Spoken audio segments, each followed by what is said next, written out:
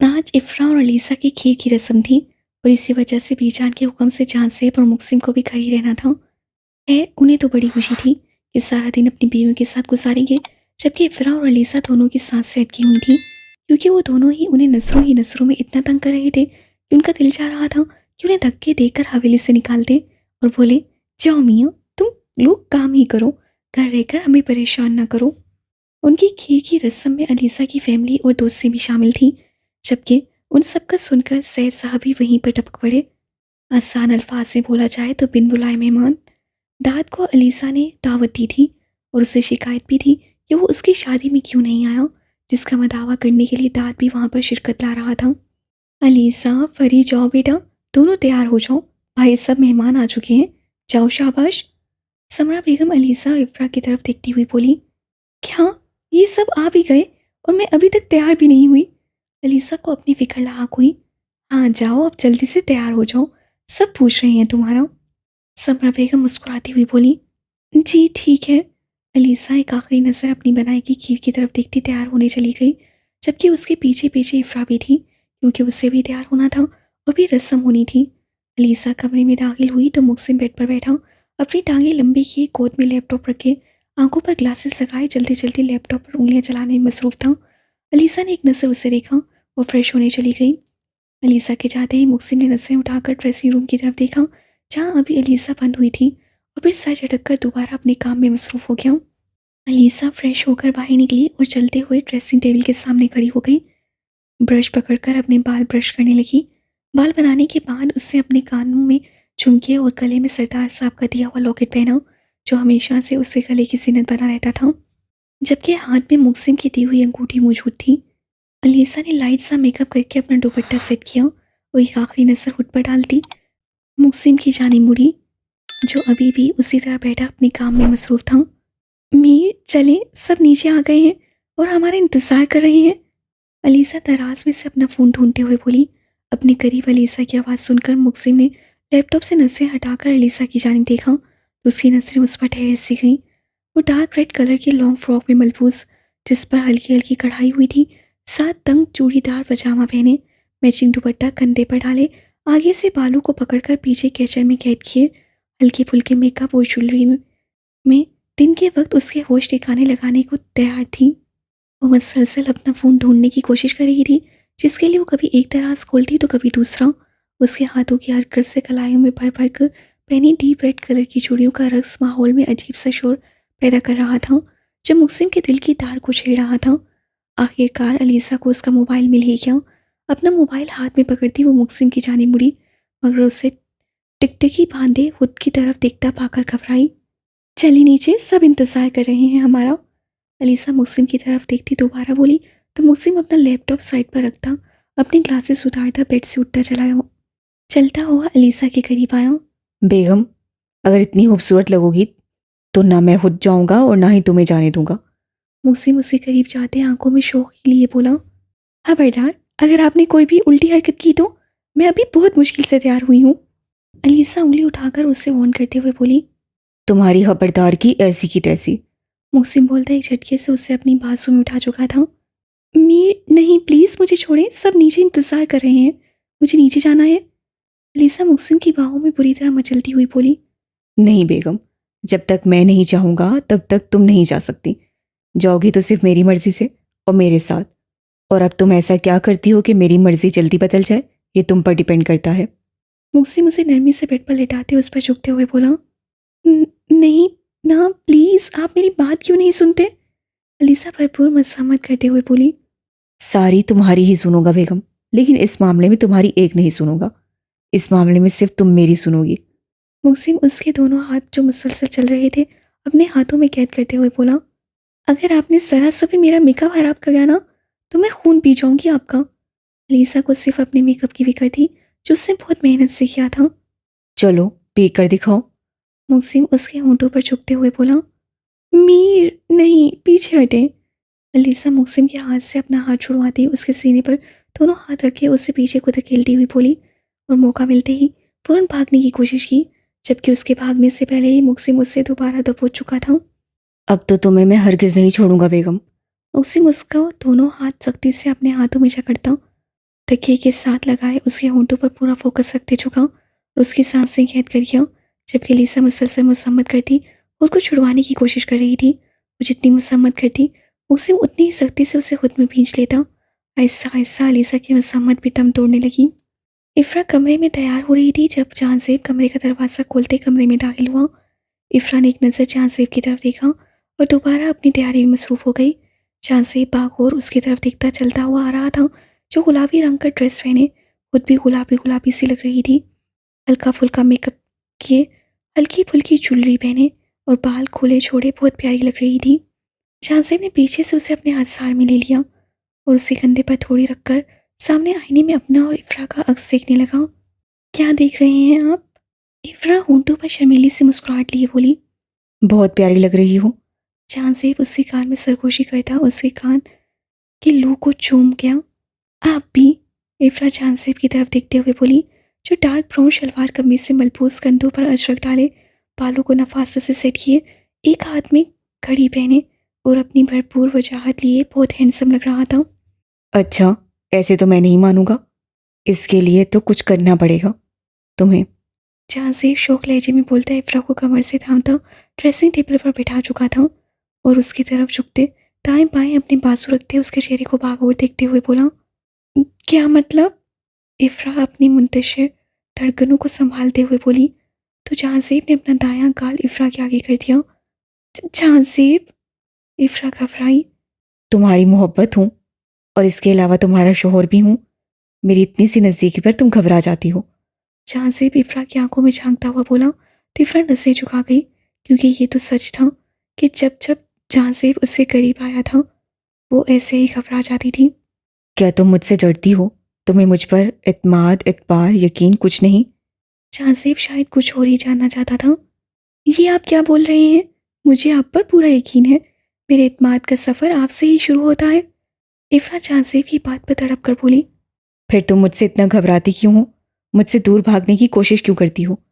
मैं तो तुम्हारी मोहब्बत देखना चाहता हूँ, मगर तुमने तो एक। जांसेब अभी अपना जुमला पूरा करता हूँ, इफ्रा ने अपने हाथों से जांसेब का चेहरा थामकर अपने कपकपाते लब उसके लबों पर रख दिए। इफ्रा की इस हरकत पर जांसेब हैरत की गहराइयों में डूब रहा था। फिर कुछ सोचते मुस्कुराया और इफ्रा की कमर में हाथ डाले अपने ओर नज़दीक करते अपनी शिद्दतें लौटाने लगा। इफ्रा की पेशकदमी जांसेब को सरशार कर गई थी, जबकि इफ्रा सुकून से आंखें मूंद गई थी। मुक्सिम बेड पर बैठा बागौर अलीसा की जानिब देख रहा था, जो ड्रेसिंग टेबल के सामने खड़ी अपना मेकअप दुरुस्त कर रही थी और साथ में पटक पटक कर चीज़ें रख रही थी, जैसे वो मुक्सिम का सारा गुस्सा उन चीज़ों पर उतार रही हो। बेगम, आपका शोहर यहीं पर मौजूद है, उसका गुस्सा उसी पर उतार लो। इन बेजान चीज़ों का क्या कसूर? मुक्सिम उठते उसकी तरफ कदम बढ़ाते हुए बोला, अगर आप मेरे करीब आए ना तो कसम से मैं आपको छोड़ूंगी नहीं। अलीसा मुक्सिम की तरफ देखती खतरनाक हद तक गुस्से से बोली, मत छोड़ो मेरी जान, मैं तो खुद चाहता हूँ कि तुम मुझे कभी मत छोड़ो। मुक्सिम एक ही जिस्म में उस तक पहुंच चुका था। वैसे मुझे नहीं पता था कि मेरी बेगम गुस्से में इतनी खूबसूरत लगती है। मुक्सिम उसके गालों पर छाई लाली की तरफ देखता उसके गाल पर लब रख चुका था। मीर नहीं करें प्लीज़। अलीसा मुक्सिम की तरफ देखती बेबस से बोली। वो खुद भी नहीं जानती थी उससे करीब आते मुक्सिम उस पर ऐसा कौन सा जादू फूंकता है जो उसके शहर में जकड़ जाती है। You are the light that illuminates my life. You are the best gift from Allah to me. तुम मेरी ज़िंदगी को रोशन करने वाला नूर हो। तुम मेरे लिए अल्लाह का दिया हुआ बेहतरीन तोहफा हो। मुक्सिम अलीसा से बोलता उसकी पेशानी पर मोहब्बत से लब रखा तो अलीसा मुस्कुरा दी। बस इतना सा गुस्सा था? मुक्सिम अलीसा की तरफ देखते चमकती आंखों से बोला, आप बहुत बुरे हैं। अलीसा मुक्सिम के बाजू पर एक मुक्का रसीद करते हुए बोली, तो मुक्सिम का खूबसूरत कहकर कमरे में गूंजा, चलें भी, सब इंतज़ार कर रहे हैं। अलीसा अपने सर पर दुपट्टा सेट करती मुक्सिम का हाथ पकड़कर बाहर की तरफ चल दी। सब लाउंज में बैठे बातें कर रहे थे जब उन सब की नज़रें सीढ़ियों की तरफ गईं, जहाँ से अलीसा और मुक्सिम उतर कर आ रहे थे। अलीसा डीप रेड कलर की ड्रेस में, जबकि मुक्सिम ब्लैक कलर की शलवार कमीज में मलबूस, ब्राउन अजरक कंधों पर डाले अपनी भरपूर वजाहत और खूबसूरती लिए अलीसा के साथ सीढ़ियाँ उतरता नीचे आ रहा था। और वो दोनों एक दूसरे के साथ इतने खूबसूरत लग रहे थे कि सबने देखते ही बेसाख्ता माशाल्लाह बोला, जबकि उनसे कुछ फासले पर बैठी सबा अंगारे चबाती उन दोनों को देख रही थी। उससे बर्दाश्त नहीं हो रहा था कि वो दोनों एक साथ हैं, तो क्यों हैं? उसका जी चाह रहा था अभी अलीसा को मुकसिम से अलग करके उठाकर इस हवेली से बाहर फेंक दे। अस्सलाम वालेकुम। उन्होंने लॉन्च में दाखिल होते हुए मुश्तरक सलाम किया। वालेकुम सलाम मेरा बच्चा, कैसे हो? आमना बेगम और सरदार साहब उठ खड़े हुए। पहले तो अपनी बेटी से मिले और फिर दामाद से, और उन्हें ढेरों दुआएं दी। और अब उन दोनों से अलीसा के भाई मिल रहे थे। उसके बाद मरियम और आयशा मिली। मुकसिम जाकर साइद के साथ बैठ गया और अलीसा आसिम के साथ। ये तो शुरू से ही तय था, वो अपने इस भाई की दीवानी थी। अस्सलाम वालेकुम एवरीवन। अभी वो सब बातें ही कर रहे थे कि उन्हें अपने करीब से झांसेब की आवाज़ सुनाई दी। सबने नजरें उठाकर झांसेब की तरफ देखा। शिफ्रा का हाथ थामे उन्हीं की तरफ चलता हुआ आ रहा था। वालेकुम सलाम, कैसे हो बच्चों? सरदार साहब और आमना बेगम उन दोनों से बिल्कुल अपने बच्चों की तरह मिले और कुछ ही देर में पूरे लाउंज में बातों और कहके गूंज रहे थे। बेजान होश होती अपने घर की रौनकों को जानिसार नजरों से दिख रही थी और दुआ कर रही थी कि अल्लाह पाक उनकी ज़िंदगी को हमेशा ऐसे ही खुश और आबाद रखे और उन्हें हमेशा एक दूसरे के साथ ऐसे ही खुश रखे। इस वक्त सब डाइनिंग टेबल पर बैठे हुए थे जब इफ़रा और अलीसा सबको खीर सर्व कर रही थी। उन दोनों ने ही अपनी अपनी खीर अलग अलग बनाई थी और अब सबको वो दोनों ही सर्व कर रही थी। सबको खीर सर्व करने के बाद अलीसा मुकसिम के साथ वाली कुर्सी पर जाकर बैठ गई और इफ़रा भी झांसिब के साथ जाकर बैठ गई। अब सबने खीर खानी थी और उन दोनों की तारीफ करनी थी जिसकी ये दोनों बेसब्री से मुंतज़िर थीं। सरबराही कुर्सी पर बीजान और उनकी दाईं जानिब आलिम साहब, जबकि बाईं जानिब रफ़ीक साहब बैठे हुए थे। रफ़ीक साहब के साथ उनकी बेगम और आलिम साहब के साथ रज़िया बेगम, उनके साथ वाली कुर्सी पर सरदार साहब और साथ आमना बेगम, और उनकी आगे वाली कुर्सी पर दाद और उसके साथ ज़ैद, ज़ैद के साथ मरियम और आयशा, और सबा आगे की जानिब अलीसा और मुकसिम उनके सामने, जबकि जहाँ ज़ेब और इफ़रा उनके साथ वाली दोनों कुर्सियों पर आसिम और उमर, जबकि अलीसा के साथ वाली दोनों कुर्सियों पर अली और अहमद बरजुमान थे। वाह अभी क्या खीर बनाई है आपने, दिल कर रहा है आपके हाथ चूम लूं। किधर हैं आपके हाथ? अहमद अलीसा की तरफ देखते जोश से बोला। ये ले, ये हैं हाथ। अली जो अलीसा के साथ वाली ही कुर्सी पर बैठा था, अलीसा का हाथ पकड़ते अहमद की जानिब बढ़ाते हुए बोला। अहमद भी अपनी जगह से उठता अलीसा की तरफ गया, बड़े अदब और आदाब से उसके दोनों हाथ अपने हाथों में पकड़कर लबों से लगा गया, जबकि उसकी हरकत पर अलीसा की हंसी निकल गई। वो जो कब से कंट्रोल किए बैठी थी, इस बार वो हंसी और हंसी चली गई। आखिर उसके भाई थे ही अफलातून, और ये बात वो बहुत अच्छे से जानती थी।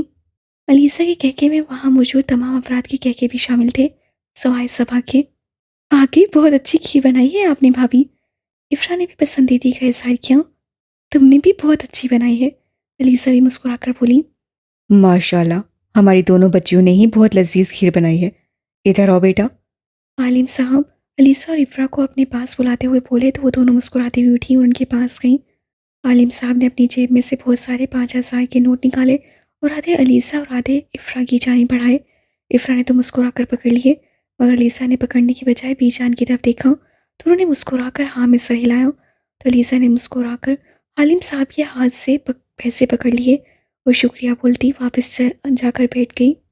अलीसा ने अभी खीर का पहला चम्मच लिया था जब मुकसिम अपना रुख अलीसा की जानिब करता, उसके आगे बड़ी प्लेट को अपनी जानिब खिसका कर अपने और अलीसा के दरमियान कर चुका था और अब बड़े मज़े से अपनी प्लेट छोड़कर अलीसा की प्लेट से खा रहा था।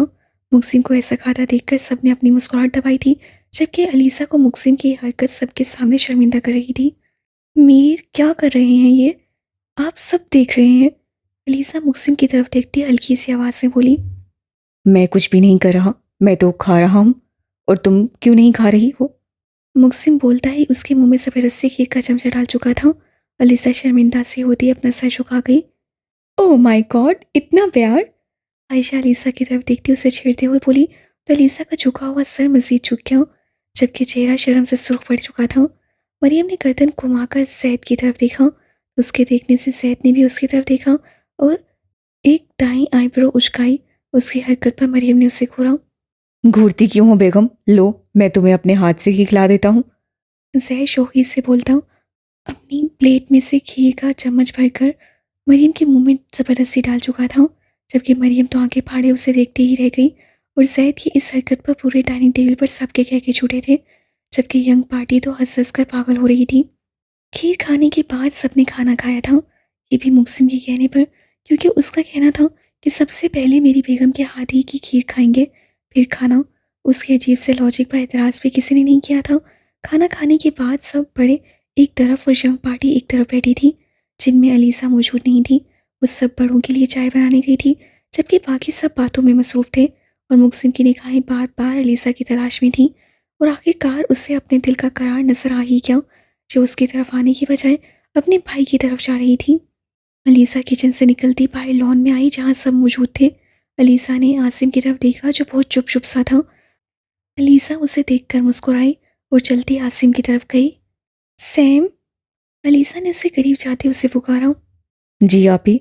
आसिम अलीसा की तरफ देखकर मुस्कुराया। क्या बात है, मेरा शहजादा इतना चुप चुप क्यों है? अलीसा उसके साथ बैठी बहुत प्यार से पूछ रही थी। कुछ भी नहीं आपी। आसिम मुस्कुराकर बोला।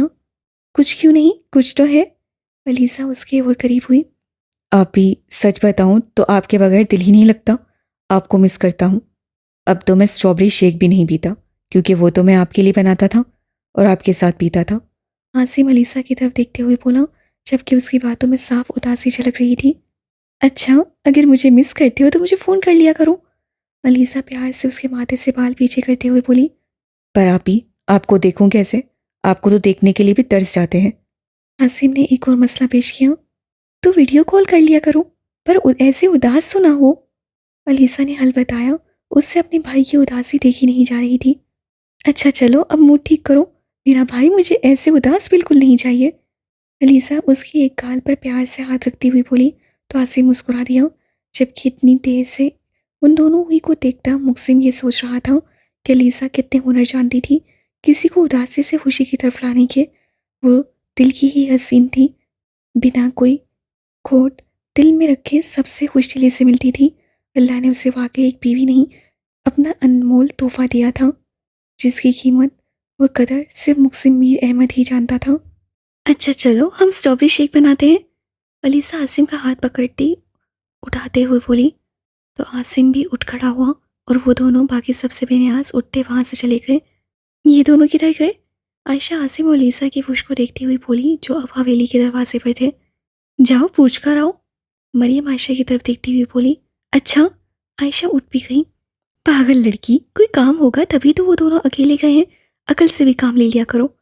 मरियम आयशा का हाथ पकड़ती वापस बैठाते हुए बोली, जबकि आयशा ने मुंह बनाकर मरियम की तरफ देखा और दोबारा फिर से बातों में मसरूफ हो गए।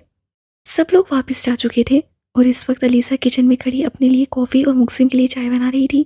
चाय बनाकर अलीसा ने 2 कप्स में डाली और उन्हें ट्रे में रखा, जबकि मुलासमा ने आकर अलीसा को मुखातिब किया। बीबी जी, वो बाहर आपका फ़ोन बज रहा है। मुलासमा अलीसा की तरफ देखते हुए बोली। मेरा फ़ोन तो रूम में है। फिर? अलीसा मुलासमा की तरफ देखती हुई बोली। बीबी, वो लैंडलाइन पर किसी का फ़ोन आ रहा है। अच्छा, मैं देखती हूँ। अलीसा बोलती किचन से निकल गई और अलीसा के निकलते ही सबा किचन में दाखिल हुई और अपने दुपट्टे में छुपाई एक शीशी निकाली और अलीसा की कॉफ़ी में मिला दी। ये लो, अगर तुमने अपना मुंह खोला तो तुम्हारा हशर बिगाड़ दूंगी। सबा मुलाजमा के हाथ में पैसे रखते हुए बोली, तो पैसे देखकर मुलाजमा की आंखें चमकी। उसने जल्दी से पैसे थामे, हाँ में सर हिलाया और किचन से बाहर निकल गई। सबा भी अपनी मकरू मुस्कुराहट लिए किचन से चली गई। अलीसा किचन में वापस आई और ट्रे उठाकर कमरे की तरफ चल दी। पता नहीं कौन था इस वक्त, भूल ही नहीं रहा था। अलीसा बड़बड़ाती कमरे में दाखिल हुई। मुकसिम सोफे पर बैठा अपना लैपटॉप लिए अपने काम में मसरूफ था। अलीसा मुकसिम को देखकर मुस्कुराई। आपकी चाय? अलीसा मुकसिम के सामने चाय रखती हुई बोली, तो मुकसिम ने भी मुस्कुरा दिया। अलबत्ता नज़रें अभी भी लैपटॉप पर ही थी। अलीसा अपनी कॉफ़ी लेती बेड पर बैठ गई और आहिस्ता आहिस्ता कॉफ़ी की खून पड़ने लगी। अभी अलीसा ने आधी कॉफ़ी ही पी थी जब उस पर कनूत की तारी होने लगी। अलीसा ने कॉफ़ी पीकर कप साइड टेबल पर रखा और सीधी होकर लेट गई और करवट दाएं जाने बदली, जहाँ सामने से मुकसिम बैठा उसे काम में मसरूफ़ तरीन दिखाई दे रहा था। अलीसा मुकसिम को देखते देखते ही गहरी नींद में उतर गई। मुकसिम अपने काम में मसरूफ़ साथ साथ काम कर रहा था और साथ साथ चाय पी रहा था। चाय खत्म करके मुकसिम ने कप टेबल पर रखा और नसें उठाकर सामने देखा, जहाँ अलीसा गहरी नींद में उतर चुकी थी। उसे देखकर मुकसिम के चेहरे पर जानदार मुस्कुराहट रिंग गई। अपना काम जल्दी जल्दी खत्म करके मुकसिम ने लैपटॉप बंद किया और साइड पर रखा और उठकर बेड के दूसरी साइड पर आया। बेड पर लेटते ही मुकसिम ने खींचकर अलीसा को अपनी बाहों में भरा और शिद्दत से उसका गाल चूमा। My sleeping queen. मुकसिम बोलता मुस्कुराया और उसके माथे पर मोहब्बत भरा लम्स छोड़ता। लाइट्स ऑफ करता, उसे किसी तकिए की तरह खुद में भींचता आंखें मूंद किया। सुबह से अलीसा काफ़ी ढीली ढीली सी लग रही थी। आज तो उसे उठाया भी मुक्सिम नहीं था, वो भी बहुत मुश्किल से, वरना कोई शक नहीं था कि उससे सारा दिन सोना ही था। अलीसा की तबीयत को थकावट समझकर मुक्सिम कमरे में ही नाश्ता मंगवाया था और ज़बरदस्ती अलीसा को खिलाकर एक टैबलेट देकर घर में सबको अलीसा का ख्याल रखने की हिदायत देकर ऑफिस गया था। उसका जाना ज़रूरी था, वरना वो इस हालत में अलीसा को छोड़कर कभी नहीं जाता। इफ़रा अलीसा के कमरे में दाखिल हुई तो कमरे में खूब अंधेरा था। इफ़रा ने संभल कर कदम उठाए और लाइट्स ऑन की तो देखा अलीसा अभी भी सो रही थी, जबकि अब तो शाम के 5 बज रहे थे और मुक्सिम भी आने वाला था और वो सुबह से कमरे से बाहर नहीं निकली थी। भाभी, आप ठीक तो हैं? इफ़रा परेशानी से अलीसा की जानी पड़ी। भाभी उठे। इफ़रा अलीसा को उठाने की कोशिश करते हुए बोली, मगर वो फिर भी नहीं उठी। भाभी उठे, भाई आने वाले हैं। इफ़रा अब की बार उसका चेहरा थपथपाते हुए बोली तो अलीसा ने मुंदी मुंदी आंखें खोलकर इफ़रा की तरफ देखा। उठ जाएं भाभी, फिर भाई डांटेंगे। आप सुबह से सो रही हैं और कुछ खाया भी नहीं है। इफ़रा अलीसा को सहारा देते उठाते हुए बोली। अच्छा। अलीसा नींद से डूबी हुई आवाज़ से बोली और हिम्मत करती उठ खड़ी हुई। आप फ्रेश हो जाएं, मैं आपके लिए कुछ लाती हूँ। इफ़रा अलीसा को वॉशरूम के दरवाजे के आगे छोड़ती हुई बोली और कमरे से चली गई। अलीसा ने हिम्मत करते शावर चलाया और कपड़ों समेत शावर के नीचे खड़ी हो गई। उसका सहन सुन पड़ा रहा था। उससे खुद समझ नहीं आ रही थी कि उसके साथ क्या हो रहा है। कुछ देर खुद को पानी के नीचे रखे अलीसा को कुछ कुछ होश आया और अपने कपड़े चेंज करती रूम में आई और सुस्ती भरे हाथों से अपने बाल खुश्क करने लगी। थोड़े बहुत बाल खुश्क करके अलीसा दोबारा बेड पर जा लेटी। उसे बहुत चक्कर आ रहे थे। मुक्सिम कमरे में दाखिल हुआ तो अलीसा को दोबारा सोता देखकर कुछ परेशान सा हुआ। अपना कोट उतारता, टाई ढीली करता अलीसा के करीब आया। मेरी जान उठ जाए, अब शोहर वापस भी आ गया है और आपकी नींद ही पूरी नहीं हुई। मुक्सिम अलीसा के चेहरे से नीम गीले बाल हटाता हुआ मुस्कुराकर बोला। मुक्सिम की आवाज़ पर अलीसा ने हल्की हल्की आंखें खोली और फिर बंद कर ली। उठ जाओ बेगम, कि नींद ही पूरी करनी है।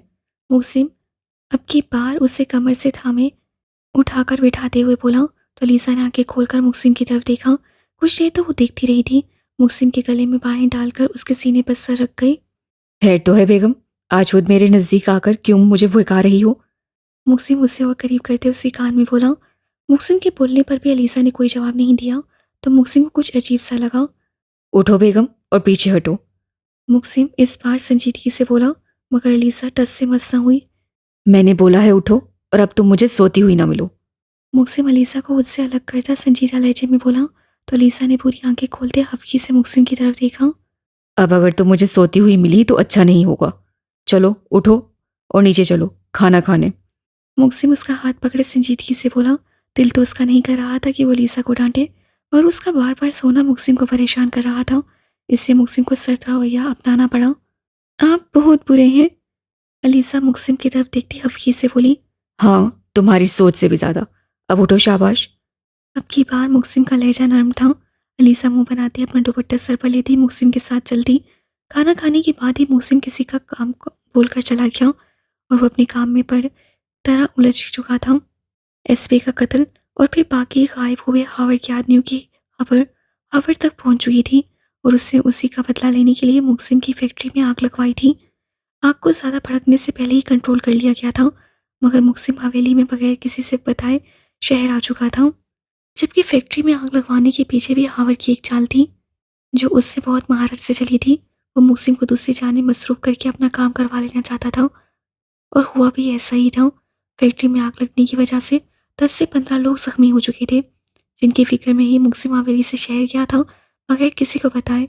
उसे साफ जाहिर होता था कि उससे फैक्ट्री में काम करने वालों से कितनी मोहब्बत और कितनी फिक्र थी। सारी रात गुजरने के बाद भी मुक्सिम घर वापस नहीं लौटा था, जबकि अलीसा सारी रात भी गुनूती में रही थी। उसके सर से इस चीज़ का असर उतर ही नहीं रहा था जो सबा ने कॉफ़ी में मिलाया था। अलीसा अपनी भारी सर संभालती हुई उठी और वो मुश्किल आंखें खोलती सामने लगी घड़ी की तरफ देखा जहाँ सुबह के 8 बज रहे थे। अपने बाएं जाने देखा जहाँ पर मुक्सिम मौजूद नहीं था। उसकी साइड पर तो जरा सी चादर या कंबल भी नहीं हिला था, मतलब वो सारी रात ही कमरे में नहीं आया था। उफ अल्लाह, ये क्या हो गया है मुझे? मेरा सर इतना दर्द क्यों कर रहा है? अलीसा खुद से बोलती उठी और फ्रेश होने की गर्ज से वॉशरूम की जानिब कदम बढ़ाए। सुबह सुबह का वक्त था। समरा बेगम किचन में मौजूद थी और इफ्रा भी उनके साथ ही थी। बीजान, जान सेब, आलिम साहब और रफ़ीक साहब बाहर नाश्ते की टेबल पर नाश्ते का इंतज़ार कर रहे थे। बीजान ने इफ़रा को आवाज़ दी और बोला कि अलीसा को बुला लाए, क्योंकि इतना तो उन्हें भी मालूम हो चुका था कि उसकी तबीयत ठीक नहीं। कल से इफ़रा अलीसा के कमरे में दाखिल हुई तो देखा अलीसा फ़ोन कान से लगाए खड़ी थी। शायद वो किसी को कॉल कर रही थी। अस्सलाम वालेकुम भाभी, कैसी हैं? अब आप कैसी तबीयत है अब आपकी? इफ़रा अलीसा की तरफ देखती मुस्कुराकर बोली, वालेकुम सलाम, मैं ठीक हूँ फरी, अब बेहतर है तबीयत। अलीसा भी मुस्कुराकर बोली, जबकि हकीकत तो ये थी कि उसका सर दर्द से फट रहा था और आंखें अब भी बंद हो रही थीं, जैसे बहुत मुश्किल से उससे खोल कर रखा हुआ था। सुबह सुबह किसे फ़ोन कर रही हैं? है तो है? इफ़रा अलीसा की जानिब देखते हुए बोली, हाँ, तुम्हारे भाई को फ़ोन कर रही थी, शायद वो रात को वापस नहीं आए इसलिए। अलीसा ने भी मुस्कुराकर वजह बताई। तो आपकी बात नहीं हुई भाई से? इफ़रा ने अगला सवाल किया। नहीं, फ़ोन बन जा रहा है। अलीसा अपना फ़ोन साइड पर रखती हुई बोली, अच्छा चलें, कोई बात नहीं, हो जाता है कभी कभी। भाई अक्सर ऐसे लेट हो जाते हैं। अभी थोड़ी देर तक आ जाएंगे। चले आए, बीजान नाश्ते पर बुला रही हैं। अच्छा चलो। अलीसा बोलती उठ खड़ी हुई और इफ़रा के साथ कदम भाई की जानिब बढ़ाए। अस्सलाम वालेकुम। अलीसा ने सबकी तरफ देखते मुस्कुराकर मुश्तरका सलाम किया। वालेकुम सलाम, कैसी तबीयत है मेरी बच्ची की? बीजान अलीसा की तरफ देखती हुई बोली, जो आज कुछ कमज़ोर कमज़ोर सी लग रही थी। ठीक है बीजान, अब बेहतर है। अलीसा अपनी तकलीफ छुपाती मुस्कुराकर बोली, क्योंकि उन्हें बिल्कुल परेशान नहीं करना चाहती थी। डॉक्टर के पास चली जाओ बेटा, मुझे तुम आज बहुत कमज़ोर कमज़ोर लग रही हो। रज़िया बेगम अलीसा की तरफ देखती हुई बोली, नहीं मामा जान, मैं ठीक हूँ, आप सब फिक्र मत करें। अलीसा सबकी तरफ देखती मुस्कुराकर बोली, जबकि जान सेब को उसकी आंखों में तकलीफ की झलक दिखाई दी थी, मगर वो सर झटकता नसें झुका गया। सबा कहाँ है फरी, आई नहीं नाश्ते पर? समरा बेगम ने इफ़रात से पूछा। मैं आ गई हूँ खाला जान। सबा मुस्कुराती हुई अपनी कुर्सी पर आ बैठी और नाश्ता करने लगी, जबकि बीजान को उसकी हरकत नागवार गुजरी थी। ना तो उससे किसी बड़े को अदाब किया और ना ही सलाम लिया, बल्कि अपनी ही धुन में आकर नाश्ता करने लगी। सबा ने नाश्ता करते नजर उठाकर अलीसा की तरफ देखा। वो उसे निढाल सी लगी तो उसे देखते हुए मुस्कुराई। जी लो कुछ पल अलीसा बीवी, फिर तुम्हें कुछ भी नसीब नहीं होगा, ना ये हवेली, ना ये हवेली के लोग, और ना ही मुकसिम मीर अहमद। सबा दिल ही दिल में उससे बोलती बेतहाशा खुश हुई। खाला जान, मुझे आपसे इजाज़त चाहिए। सबा समरा बेगम की तरफ देखती हुई बोली, किस चीज़ की इजाज़त बेटा? समरा बेगम ने मुस्कुराकर जवाब दिया, वो खाला जान, कितने दिन हो गए मुझे यहाँ आए, मगर मैं गाँव घूमने ही नहीं गई। आज इफ़रा और मैं चलते हैं साथ, अलीसा को भी ले जाएंगे। इसकी तबीयत भी कुछ ठीक नहीं है, बाहर ताज़ा हवा खाएगी तो कुछ बेहतर हो जाएगी। क्या हम जा सकते हैं? सवा समरा बेगम की तरफ देखती मुस्कुराकर बोली, हाँ क्यों नहीं, तुम लोग चली जाना, कोई मसला नहीं है। हमारा अपना गाँव है, अपने लोग हैं। और ये बात तो सच है कि जब से अलीसा आई है ये कभी बाहर घूमने फिरने नहीं गई। इससे तो हमारा गाँव देखा ही नहीं। जहाँ से तुम बच्चियों को ले जाना और उन्हें घुमा लाना। नहीं, हम तो लड़कियां जाएंगी, वहां पर भाई का क्या काम? सपा ने चांदसेब के साथ जाने पर एतराज किया। नहीं बेटा, जवान बच्चियां हो, अकेली जाती हुई अच्छी नहीं लगोगी, किसी मर्द का साथ होना ज़्यादा ज़रूरी है। और तुम्हारा भाई होगा ना तो साथ, वो तुम लोगों को हर जगह घुमा देगा, और जहाँ तुम लोगों को तन्हाई चाहिए होगी वो तुम लोगों को तन्हा भी छोड़ देगा, लेकिन तुम लोग अकेली हरगिज़ नहीं जाओगी। बीजान ने सबा को समझाना चाहा तो सबा हाँ में साहिल आ गई। वो बहस करके ये मौका हाथ से जाने नहीं देना चाहती थी। इस सारी गुफ्तगू में अलीसा एक बार भी नहीं बोली थी और ना ही उसे नजर उठाकर किसी की तरफ देखा भी था। वो सिर्फ अपना नाश्ता करने में मसरूफ़ थी, जो वो बहुत सुस्ती से कर रही थी, जबकि उसका दिमाग कहीं और ही था। वो अपने सुन होते दिमाग से मुसलसल मुकसिम के बारे में सोच रही थी। बेटा, तुम बच्चियों को ले जाना। आलिम साहब ने जहां सेब की तरफ देखते हुए बोला। जी ठीक है चाचा जान। जहां सेब दावेदारी से बोलता अपने नाश्ते में मसरूफ़ हो गया।